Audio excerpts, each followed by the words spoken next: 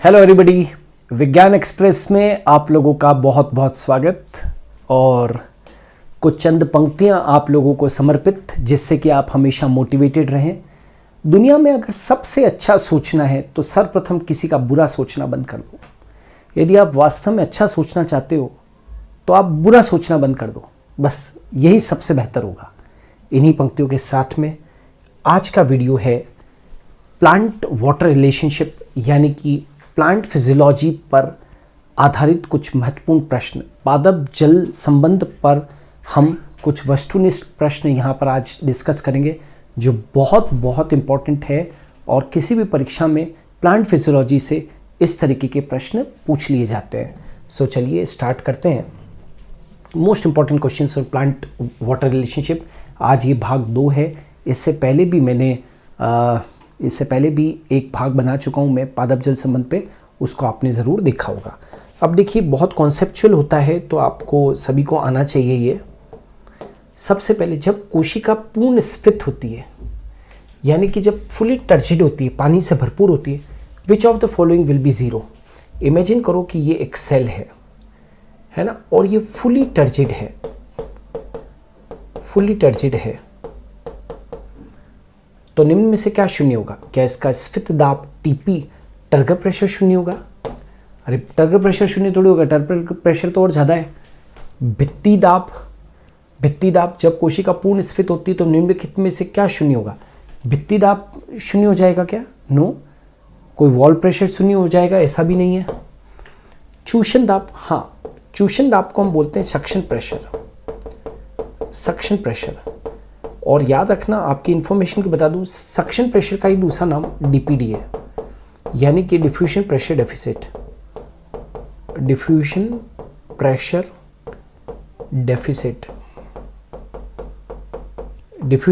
Deficit Hindi में बोले तो विसरण दाब न्यूनता, राइट। याद रखना, जब एक सेल फुली टर्जिड होती है तो फुली टर्जिड सेल के अंदर, याद रखो, डीपीडी या जिसको कि हम एसपी कहते हैं, वो क्या हो जाता है? ज़ीरो हो जाता है। विसरण दाब न्यूनता खत्म हो जाती है, ठीक है, तो ये होना चाहिए। और परासन दाब, तो जब कोशिका पूर्ण स्फीत हो जाती है, निम्नलिखित में से क्या शून्य होगा? तो परासन दाब, ऑस्मोटिक प्रेशर शून्य नहीं होता है, तो मुझे लगता है कि सक्शन प्रेशर या डिफ्यूजन प्रेशर डेफिसिट जो है वो बिल्कुल परफेक्ट आंसर है, ठीक है, कि फुली टर्जिड सेल के अंदर डीपीडी क्या हो जाता है? शून्य हो जाता है। डीपीडी शून्य हो जाता है।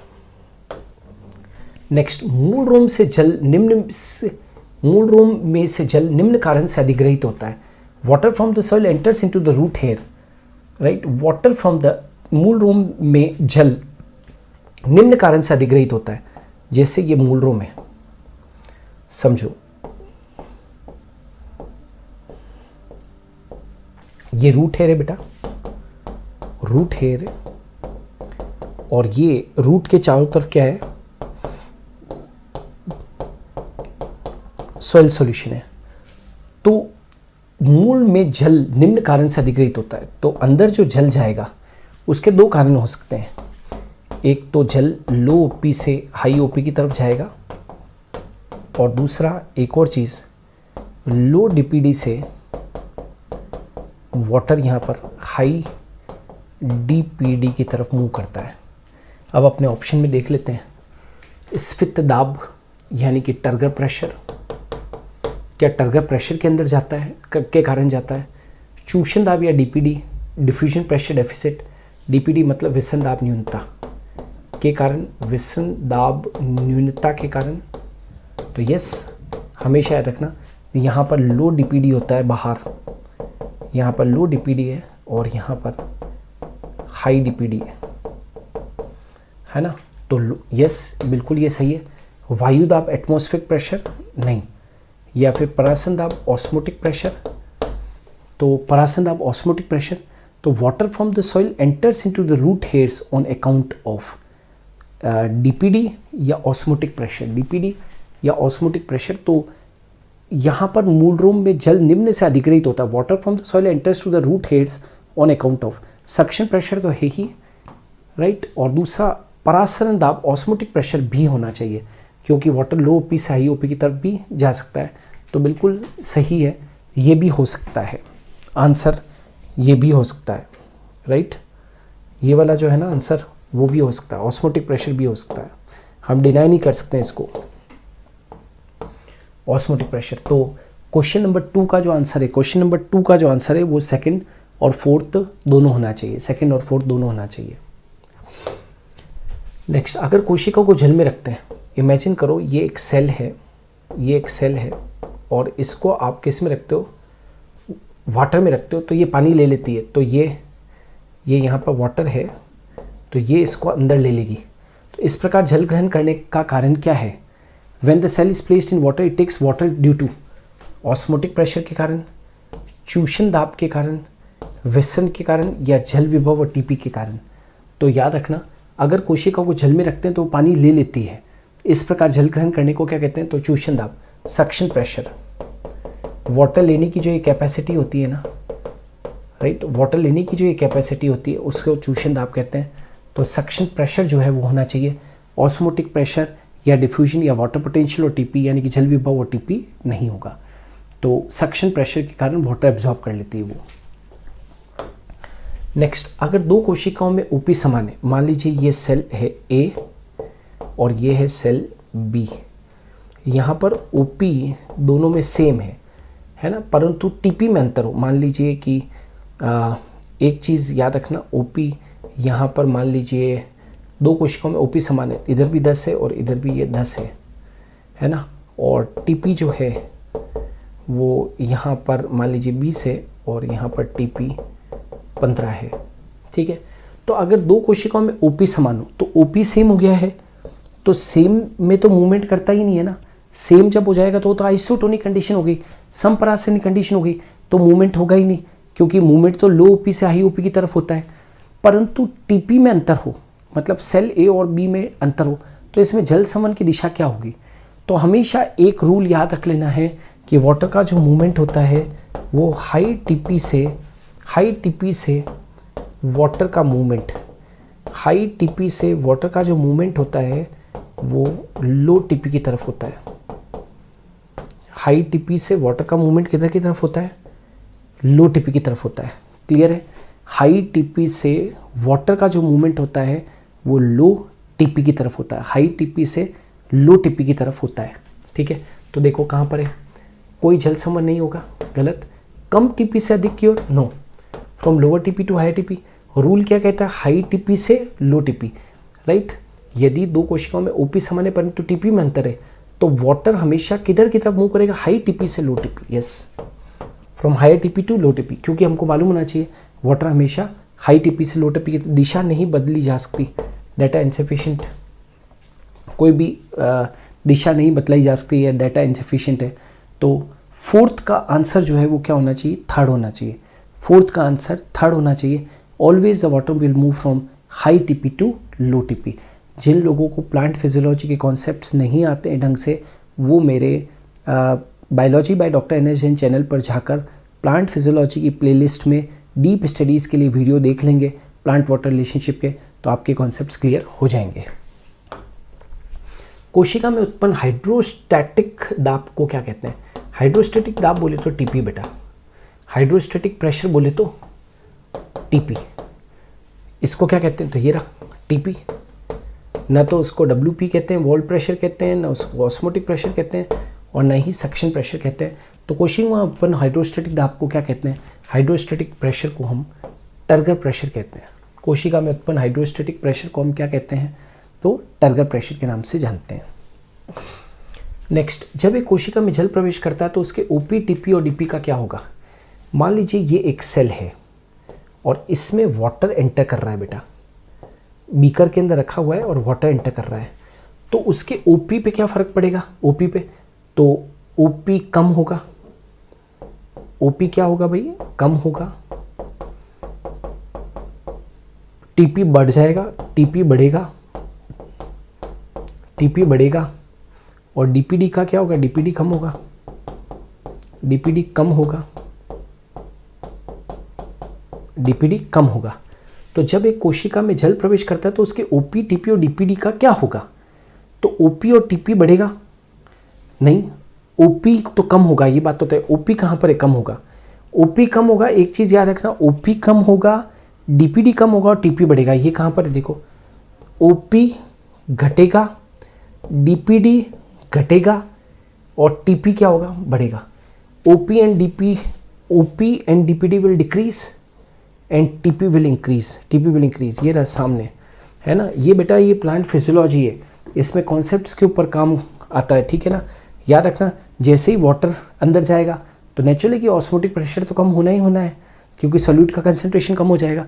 अंदर पानी जाएगा तो डिफ्यूजन प्रेशर डेफिसिट भी कम होगा, क्योंकि डीपी बढ़ेगा। और टीपी जो है वो तो नेचुरली वाटर अंदर जाएगा तो टर्गर प्रेशर तो बढ़ेगा ही, क्योंकि सेल स्फीत हो जाएगी। तो फोर्थ आंसर होना चाहिए। नेक्स्ट, सामान्य परिस्थितियों में कोशिका के परासरणी दाब ऑस्मोटिक प्रेशर का मान कितना होगा। सामान्य परिस्थितियों में, under natural condition the osmotic pressure is, सामान्य परिस्थितियों में एक कोशिका के परासरणी दाब का मान कितना होगा। सामान्य कोशिका का मतलब है जिसमें वाटर की एंट्री नहीं हुई है, जिसमें वाटर की एंट्री नहीं हुई है, जिसमें वाटर की एंट्री नहीं हुई है। तो सामान्य परिस्थितियों में एक कोशिका के परासरणी दाब का मान कितना होगा, तो OP is greater than TP। OP is greater than TP। अब देखो, स्फीत दाब से अधिक, यस, स्फीत दाब से अधिक, ये तो सही हो गया है। स्फीत दाब से कम, नो। स्फीत दाब के बराबर नहीं, क्योंकि जब वाटर अंदर आ जाता है तो OP और TP बराबर हो जाते हैं। तो अभी तो वाटर अंदर आया ही नहीं है ना, तो ये भी नहीं होगा और शून्य होता है, नो। तो याद रखना, जब भी जिस सेल के अंदर वाटर की एंट्री नहीं हुई है उसमें OP is greater than TP, OP is greater than TP। जल की गति की दिशा होगी, the direction of movement of water. जल की गति की दिशा होगी, कम OP से हाई OP की तरफ। यस, रूल है, रूल कहता है कि always water moves from low OP to high OP। कम DPD से अधिक DPD की ओर। यस, रूल कहता है कि हमेशा वाटर लो DPD से हाई DPD की तरफ जाता है। उच्च विसरण दाब बोले तो DP, हाई DP से कम DP की ओर। DP मतलब डिफ्यूजन प्रेशर की ओर वाटर। यस, उपरोक्त सभी। ये बेटा ऑस्मोटिक रूल है, नहीं आते हैं तो सीखने पड़ेंगे। मैंने कहा है आपको, डीप स्टडीज़ के लिए जाके और वीडियोज़ को देखो। यहाँ पर अपने प्रश्न कर रहे हैं, यहाँ पर मैं प्रश्न के अंदर सीधा कॉन्सेप्ट बताऊंगा, है ना, कि वाटर लो OP से हाई OP की तरफ जाता है। अब ये नहीं पढ़ा है तो प्लांट फिजियोलॉजी जाके देखिए। लो OP से हाई OP, लो DPD से हाई DPD और हाई DP से लो DP की तरफ वाटर का मूवमेंट होता है। तो इसलिए फोर्थ वाला क्या होगा, सही होगा। नेक्स्ट, मूल रोम से जाइलम वाहिकाओं तक जल प्रवाह किसके कारण होता है, DPD के कारण। लो DPD से हाई DPD की तरफ वाटर का मूवमेंट होता रहता है। वाटर का जो मूवमेंट होता है वो हाई DPD की तरफ होता रहता है।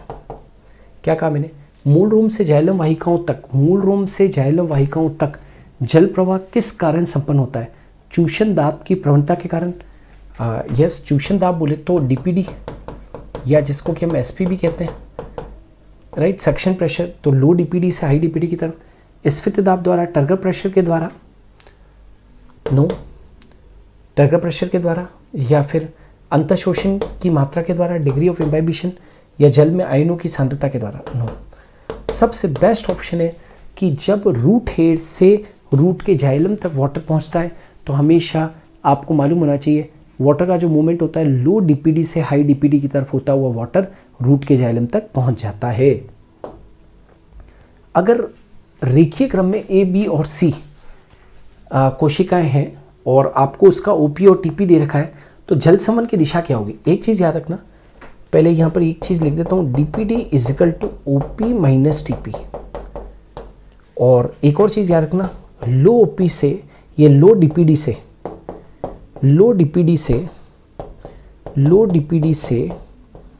वाटर का जो मूवमेंट है, लो DPD से वाटर का मूवमेंट हाई DPD की तरफ होता है।